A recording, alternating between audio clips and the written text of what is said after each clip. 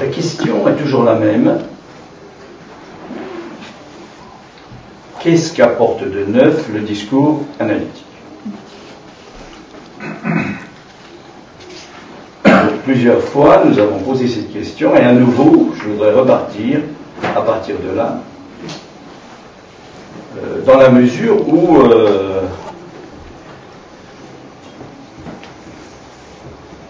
la psychanalyse est-elle une science ou pas? Ça, c'est une question, par exemple. Qu'est-ce que ça veut dire que ce soit une science? Ce qu'on est en train de faire, ce que je suis en train de faire, est-ce que c'est un enseignement ou pas?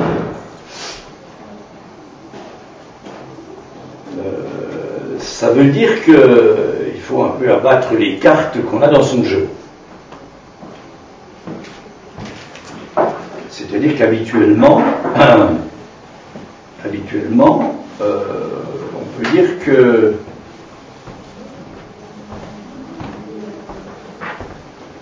quand chacun d'entre nous parle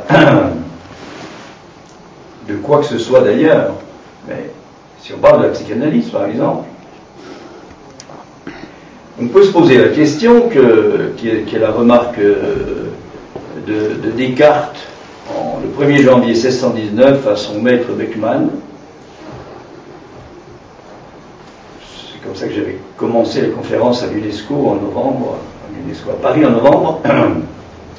Sur le point de monter sur la scène du monde, je m'avance masqué. Larvatus prodeo. Est-ce que, habituellement, je ne m'avance pas toujours masqué, et peut-être d'autant plus que je pense que justement je ne suis pas masqué.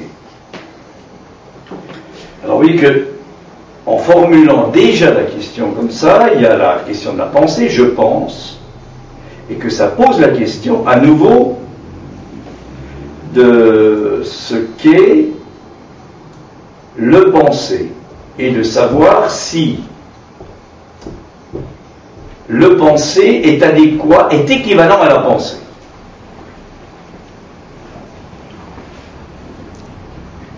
Il est difficile de concevoir que ça ne soit pas adéquat.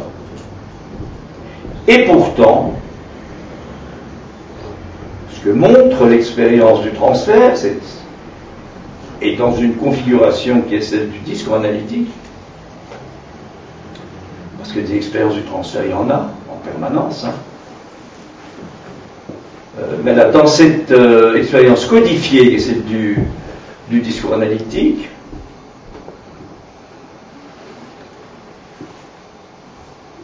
le neuf, parce qu'il y a neuf, c'est que il ne s'agit pas, en fait, d'accéder à un savoir qu'on ne connaît pas,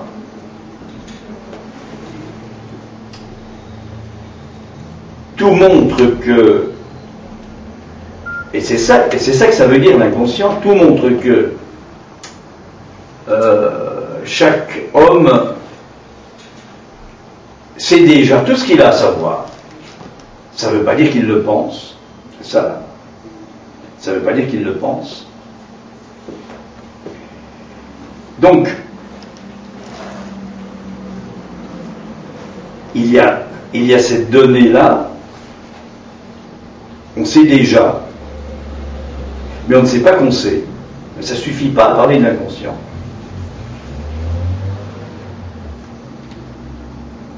Ce qui est en jeu, ce qui peut justement introduire cette dimension du nouveau, du neuf, c'est le fait que ce savoir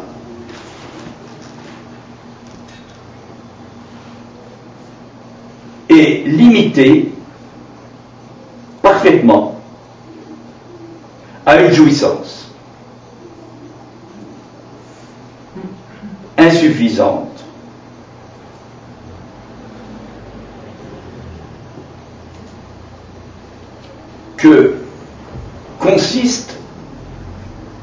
s'il parle, alors dans tout ça, je n'ai pas parlé de sens. Autrement dit, alors on est parti un jour de la question du sens. Autrement dit, il y a, dès que l'on parle, et là on retourne autrement ce qu'a dit Marx, une valeur d'usage, parce que ce n'est pas la valeur d'échange, c'est la valeur d'usage, qui consiste à parler pour user le sens connu des mots, et d'autant plus qu'à ce sens est accroché quelque chose qui est ce qu'on appelle un insaisissable réel. Et s'il y a à user ce sens, c'est parce que, ça c'est une découverte de la psychanalyse, enfin j'insiste, je reviens, c'est une découverte du discours analytique. La psychanalyse c'est une expérience, mais alors comme toute expérience, ça dépend des personnes qui font l'expérience. La découverte du discours analytique, c'est que le sens, la fonction du sens, la fonction d'usage du sens, est là de la valeur parce que, mais ça se savait déjà avant la psychanalyse, parce que le sens habituellement reflète le sexuel, au sens habituel du terme. C'est ça, par exemple, vous allez trouver dans les symboles, si vous rêvez d'un parapluie, c'est un phallus. Voilà, ça veut dire. Bon, ça va pas bien loin. Donc, le sens reflète le sexuel, mais en fait, il reflète le sexuel parce qu'il se substitue au sexuel qui manque. Voilà, voilà ça devient compliqué. Il reflète le sexuel, et ceci n'a qu'une valeur d'usage, c'est-à-dire qu'il faut pousser les bons mots, les bons vieux mots, jusqu'au bout, parce que ce qui est en jeu, c'est que le sens est substitué, le sens sexuel est substitué au sexuel qui manque. Et c'est alors, dans cette perspective-là, du sexuel qui manque, qu'on peut aborder la dimension du sens, comme le dit la langue, en tant que jouissance. À écrire en deux mots, J apostrophe O-U-I tréma E tiret sens, ou J-O-U-I tiret S-E-N-S, en laissant tout ce qui est ouvert par cette porte-là, sans du tout vouloir la fermer. C'est-à-dire qu'on entend bien qu'il s'agit d'ouïr quelque chose, mais que ça n'est pas l'ouïr habituel, puisque d'une certaine façon, le paradoxe, c'est que ça s'ouït dans le silence.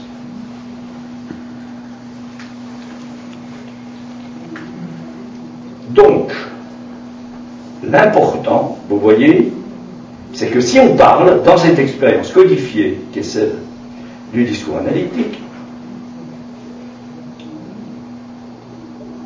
c'est parce que, on ne peut même pas dire qu'il est supposé, il n'y a pas de supposition. C'est parce que le discours analytique repose, en fait, la nouveauté, c'est que il y a, c'est ça la dimension du hors-deux et du froid, il y a un champ du savoir, qui est ce que Lacan appelait le champ de l'autre, autre grand A, et que ce champ de l'autre est celui où sont posés les signifiants. Les signifiants, pas les signifiés. Et le signifiant, ça s'entend. Oui, il y a déjà une certaine cohérence qui se met à fonctionner du côté d'entendre quelque chose et de ce champ particulier qui est celui de la jouissance. Et on est si peu enclin à aller dans cette direction-là que jusqu'à la découverte de Freud, qui lui aussi a pataugé dans cette dimension-là, il est venu buter sur une question qui est: que veut la femme? Et il n'a pas pu avancer au-delà de ça. Et c'est Lacan qui a transmis le dire qu'il y a dans cette question-là, à partir de son expérience,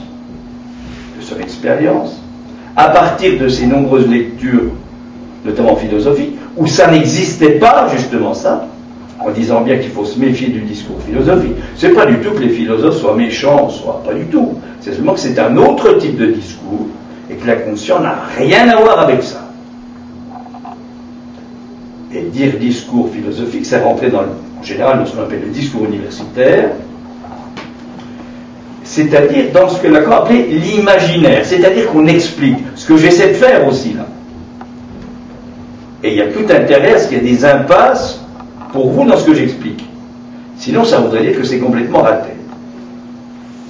Et chacun entend à sa façon le moment où pour lui c'est une impasse. C'est ça l'intérêt. C'est ça la dimension du réel. Donc, vous voyez qu'on s'avance là dans une perspective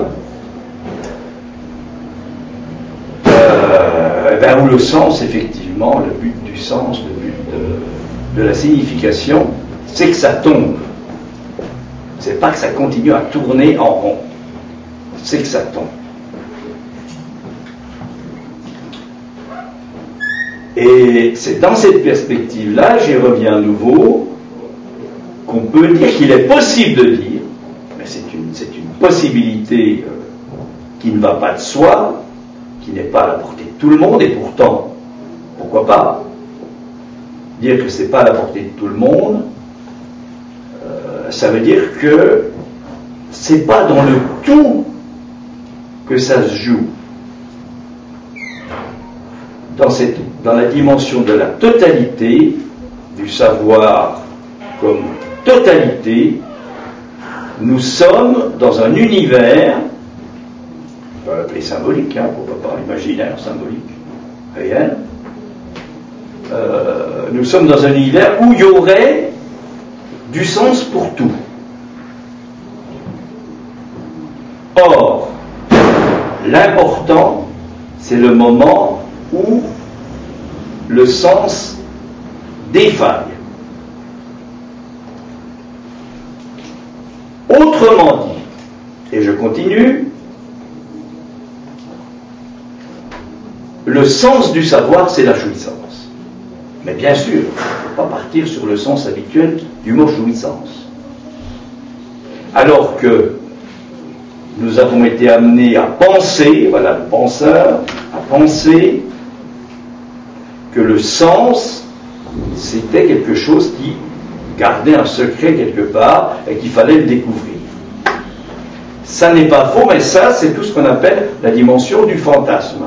Pas au sens habituel du terme. C'est pousser la réalité du côté du fantasme. Bon, je vais un petit peu dire quelque chose peut-être un peu plus simple maintenant. Par exemple, on pourrait prendre des références philosophiques, mais pour que ça soit un petit peu plus évident, prenons ce qui fait lien, ce qui relie, la religion. Comment se lie ce qui relie, ça s'appelle la religion. Par exemple, le christianisme.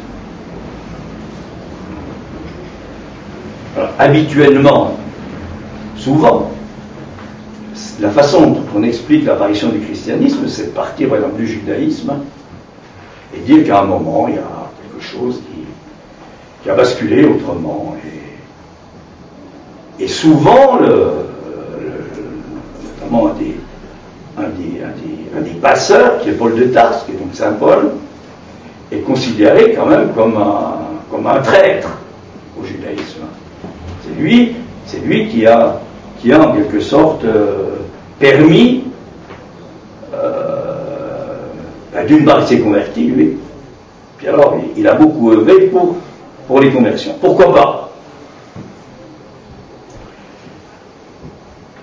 est possible, et alors là ça change tout, vous allez voir, il est possible de partir d'autres choses, comme dans le discours analytique.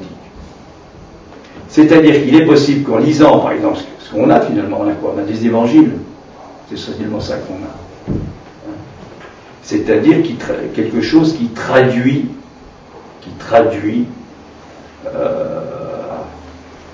le fait qu'une parole a été dite à un certain moment, avant qu'il soit écrit.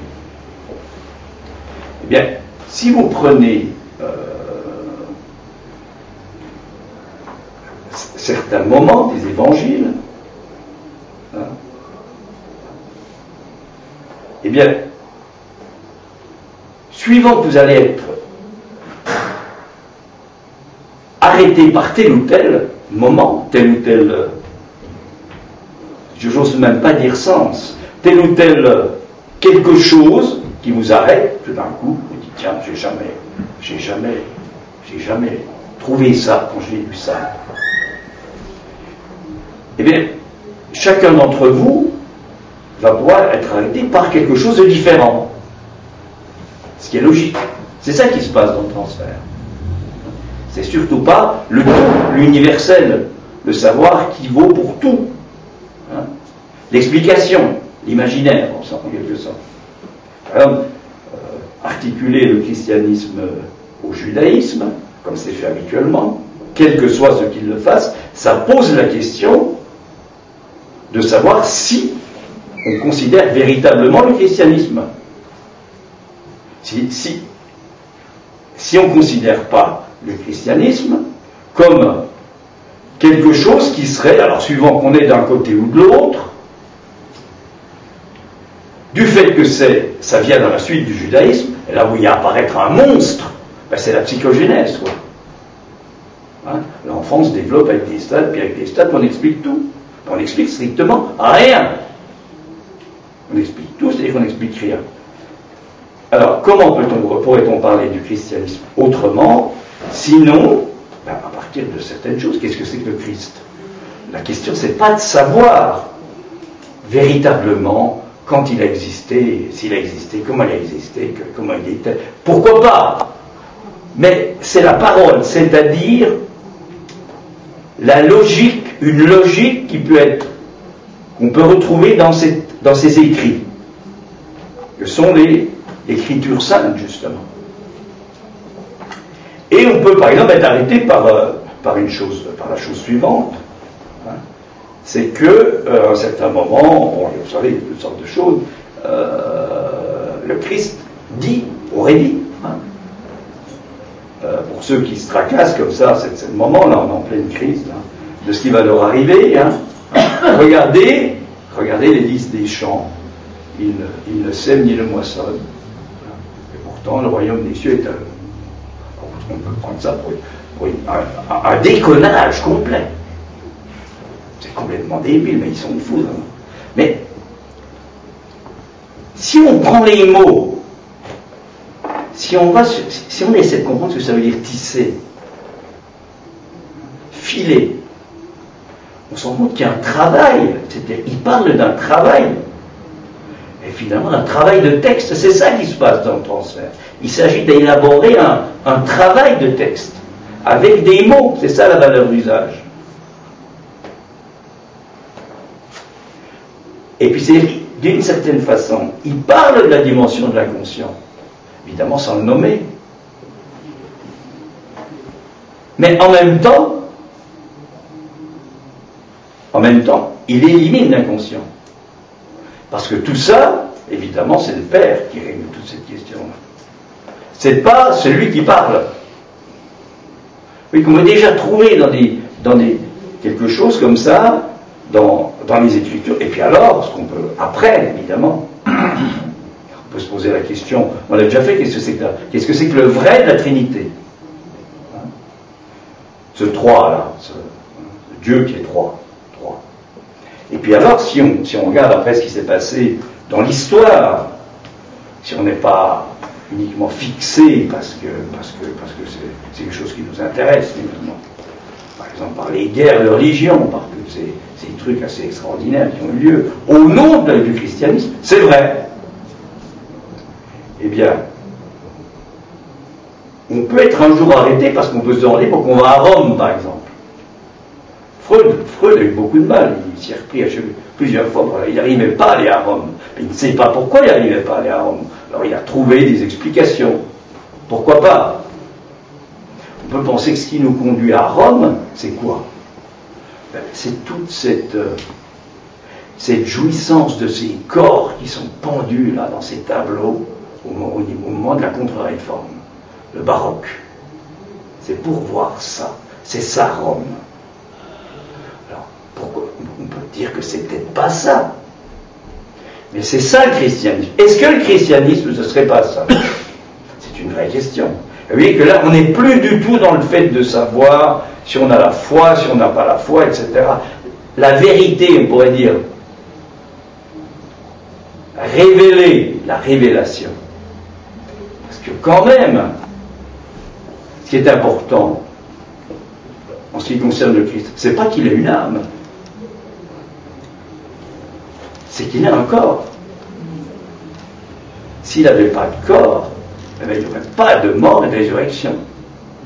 Autrement dit, d'emblée, la question du corps, et d'une certaine façon, dès qu'on aborde la question du corps, du rapport à la jouissance, est posée à ceci près que, eh bien, ce qui est rapté, on pourrait dire, aux chrétiens, c'est la dimension du sexuel. Pas spécialement, bien sûr, il y a ce qu'on appelle habituellement les rapports sexuels. C'est-à-dire que les rapports sexuels ne pourraient pas conduire à autre chose qu'à la reproduction. Hein, pas de plaisir, ça c'est des... Ça pourquoi pas, mais c'est déjà très simple. Hein. Puis en plus, on sait très bien que c'est pas du tout ça. Même ceux qui seraient dans la religiosité du christianisme, ils n'arrêtent pas, s'ils le peuvent, puisque la jouissance sexuelle en question, c'est pas un truc qu'on trouve comme ça, hein. S'ils le peuvent, hein, ils transgressent en permanence. Donc vous voyez bien que ce qui compte, c'est plutôt ce qui est au cœur du christianisme. Qu'est-ce qui est au cœur du christianisme? En fait, eh bien c'est le fait que, alors là je vais vous faire bondir, parce que ça semble contradictoire avec ce que je viens de dire, hein, parce que ne prend pas en compte le christianisme, mais aussi les autres religions, mais aussi les discours habituels, hein, c'est qu'en fait, il n'y a pas de rapport sexuel. Voilà. Le christianisme ne prend pas en compte ça, le fait qu'il n'y a pas de rapport sexuel. Alors on ne va pas rajouter, sauf pour la reproduction, parce que on ne parle plus des mêmes choses. Alors je vais vous expliquer un peu ce qu'on entend par là. Qu'est-ce que ça veut dire? Qu'est-ce que c'est que le rapport sexuel? Parce qu'il faut dégager le sexuel du génital, évidemment, et ça nous ramène à la question de qu'est-ce que c'est que l'être sexué, donc qu'est-ce que c'est que celui qu'on appelle l'homme, et cette espèce d'être parlant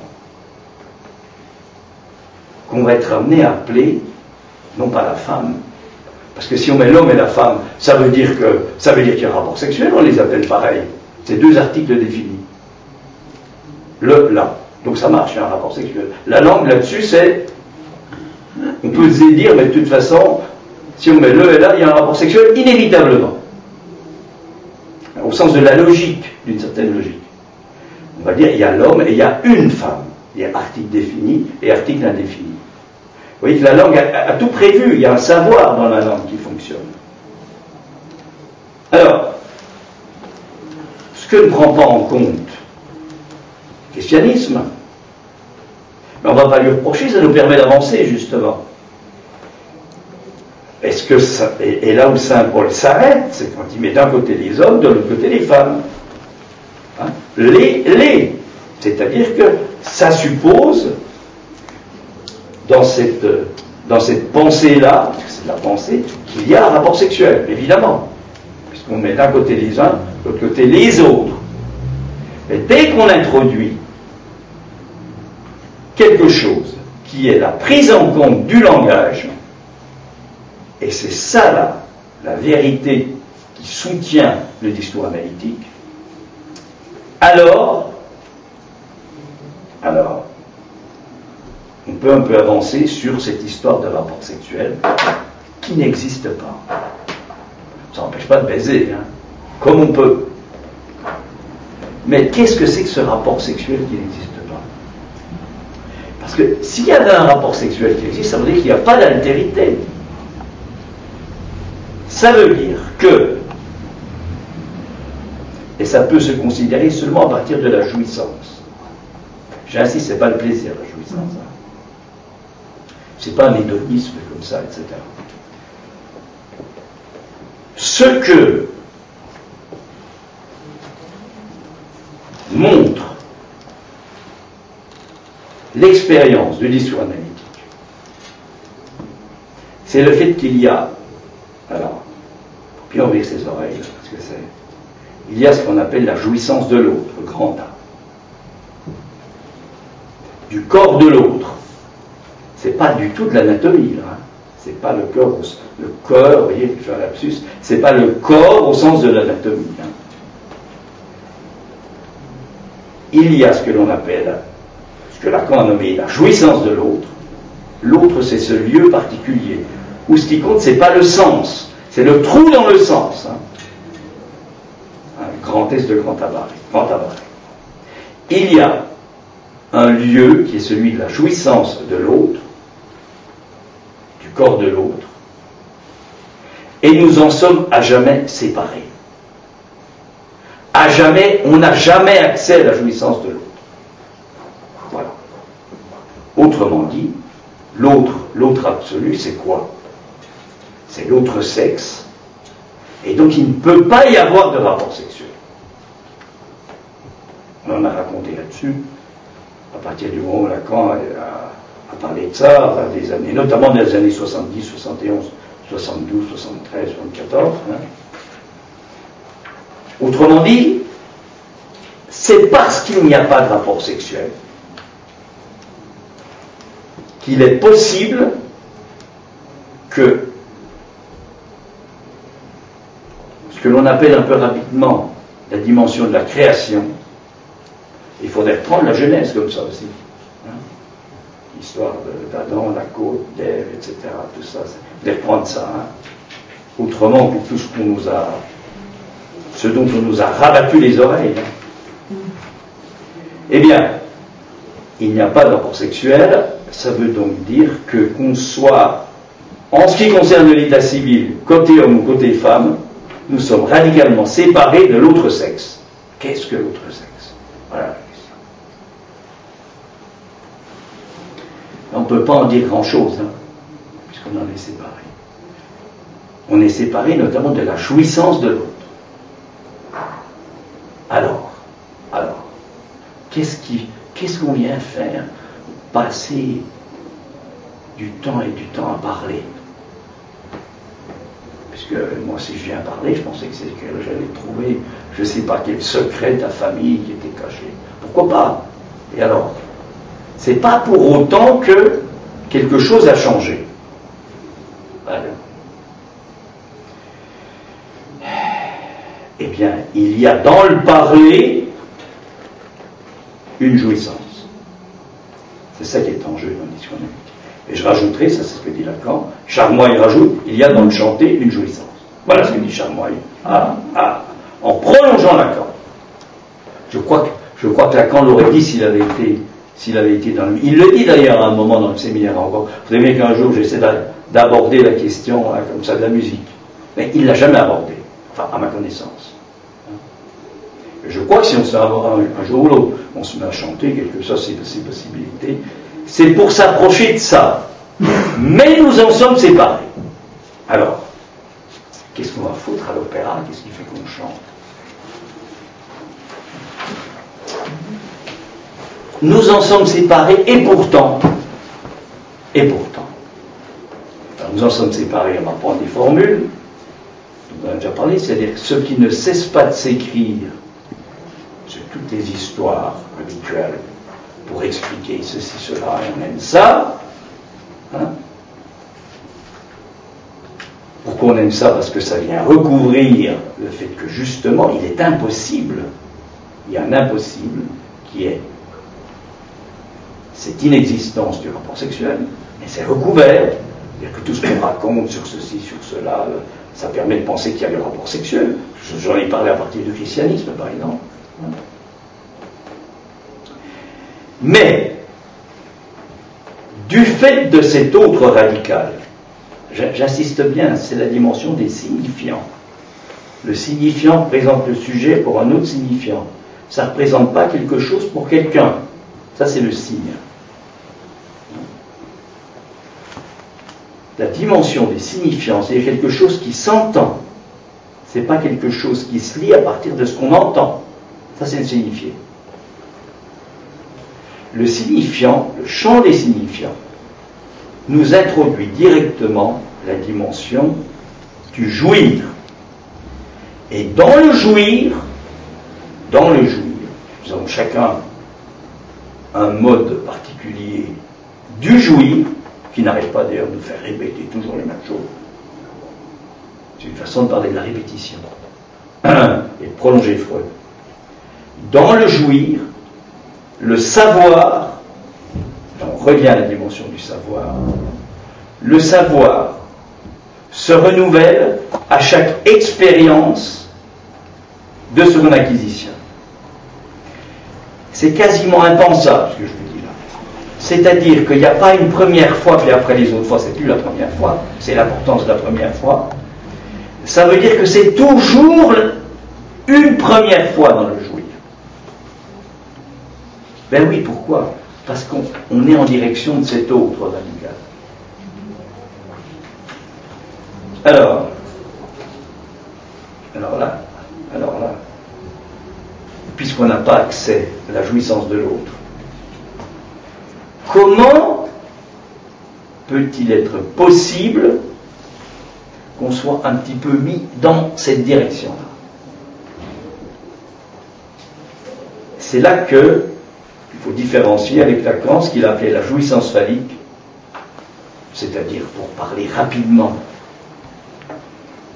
tout ce qui concerne la dimension de la signification, du sens, ce qu'on appelle la signification phallique. Et puis, cette jouissance phallique, elle n'est pas du tout articulée à cette dimension de l'autre. Pas du tout.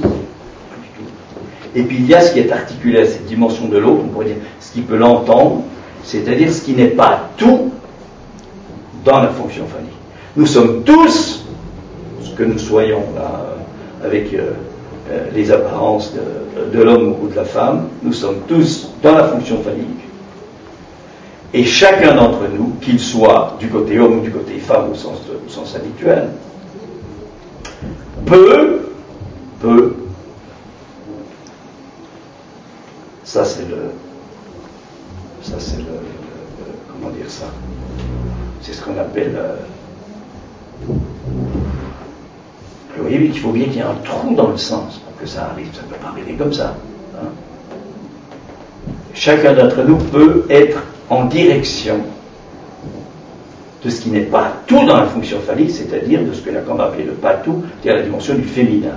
Et c'est par là qu'est passé quelque chose de cette jouissance de l'autre. Il ne faut pas trop que j'explique, parce que plus je vais expliquer ça, plus je vais aller au sens inverse de ce que j'essaie de dire. Il y a quelque chose que je ne sais pas comment dire, parce que c'est même pas transmettre. Il y a quelque chose qui transcende l'humain, donc chacun d'entre nous, c'est le fait qu'étant un être parlant, c'est ça l'important, qu'étant un être parlant,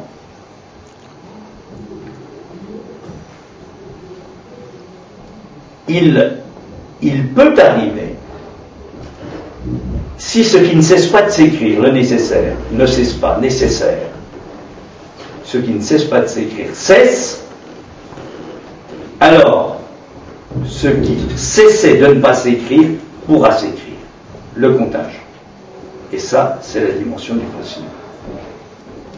Et la langue, notamment notre langue maternelle, parce que la langue française, nous met nous met, on pourrait dire, les instruments en quelque sorte.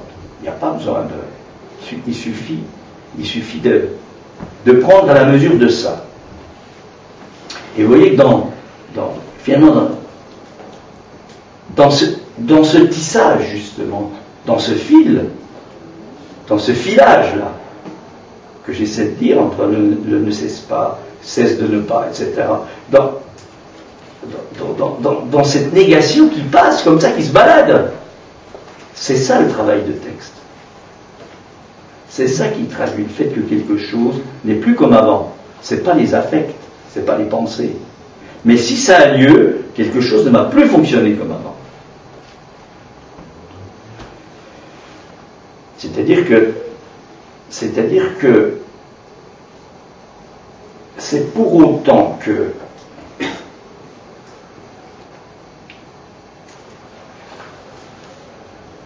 on aura pu être pris. C'est ça l'appris. Appris en deux mots. Dans l'appris, et non pas apprendre. Il ne s'agit pas d'apprendre. Il s'agit d'être pris dans un appris sans le chercher en plus. Il vient tout seul à un certain moment. C'est pour autant que ce prix a du prix, justement, que ça coûte beaucoup, en deux mots, ou en un seul mot, que l'on est dans ce champ du jouir. Et d'ailleurs ça sonne. Le seul fait que je vous en parle de cette certaine façon, c'est bien quelque chose qui sonne d'une certaine façon.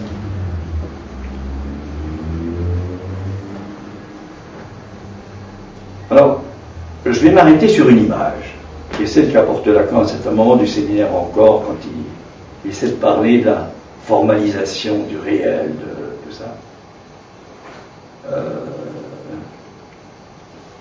Qui est que, quand ça a lieu, parce que comment est-ce qu'il est possible de se représenter ça?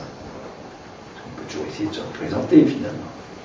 Et dès qu'on se représente, on bascule dans ce qui ne cesse pas de s'écrire. C'est logique. On bascule dans quoi? Dans la pensée, on va dire dans la science traditionnelle, celle qui n'arrête pas de fonctionner. Elle a commencé il y a un moment, enfin ce qu'on peut en savoir. Elle a commencé dans les années 350 avant Jésus-Christ avec Aristote. Il faut rajouter 2009 plus 350, on ne fait pas beaucoup de choses nouvelles. On a fait de la technique, d'accord, on a fait des progrès en technique. Mais au niveau de la science, on est resté sur quelque chose de particulier. Mais je vais finir sur une image qui peut donner un peu une idée de ce qui est en jeu dans cette dimension de la jouissance. Vous savez qu'on n'est pas du tout dans la question du plaisir.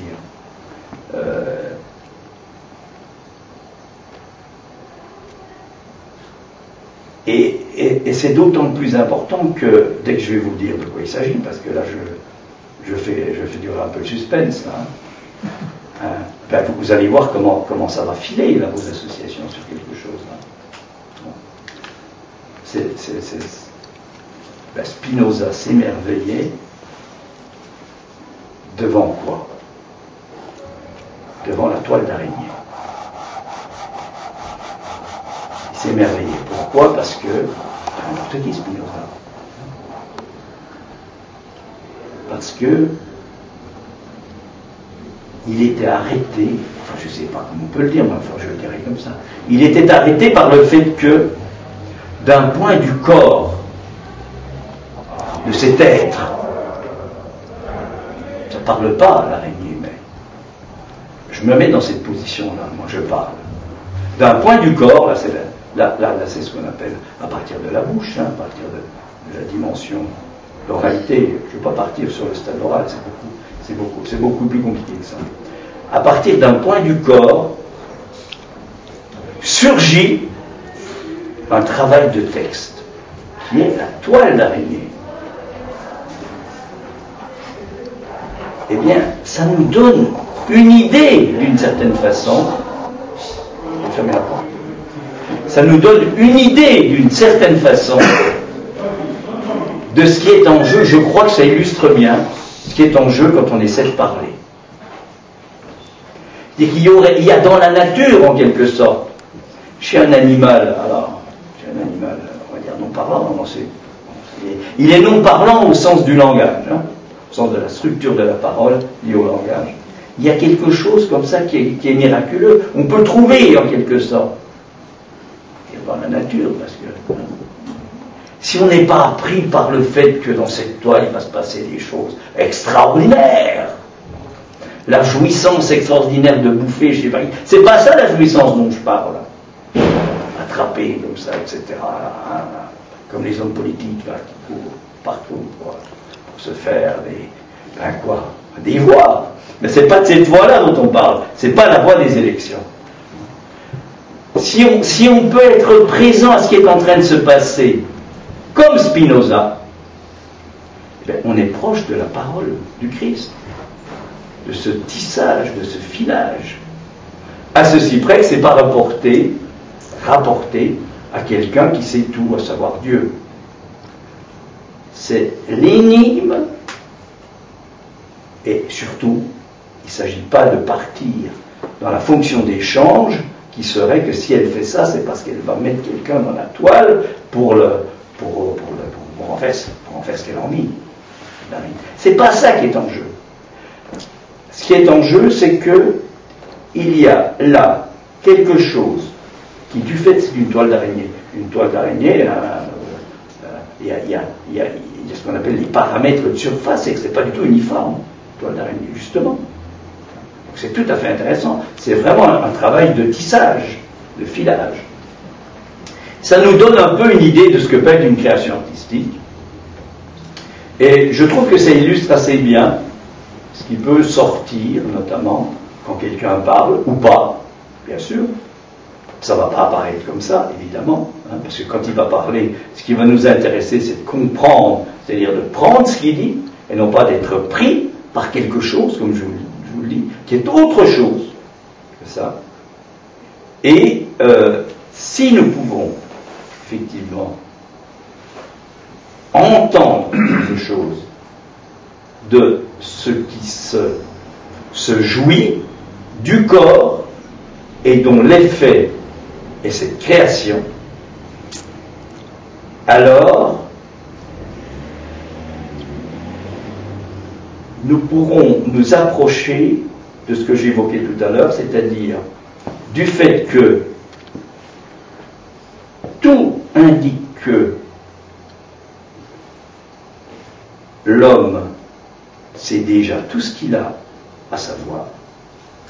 Alors il va bien sûr en retrouver, il ne sait pas qu'il le sait, mais que c'est pas ça l'inconscient. L'inconscient, c'est pas ça. C'est le fait que ce savoir est particulièrement limité à une jouissance. C'est ça le sens du savoir. Et vous voyez, dire que c'est le sens du savoir, on n'est plus du tout dans la signification, c'est se mettre en direction de, dans le sens du savoir, c'est de se mettre en direction de cette jouissance insuffisante que constitue qu'il parle, qu'il chante. Voilà, je vais m'arrêter là pour ce soir.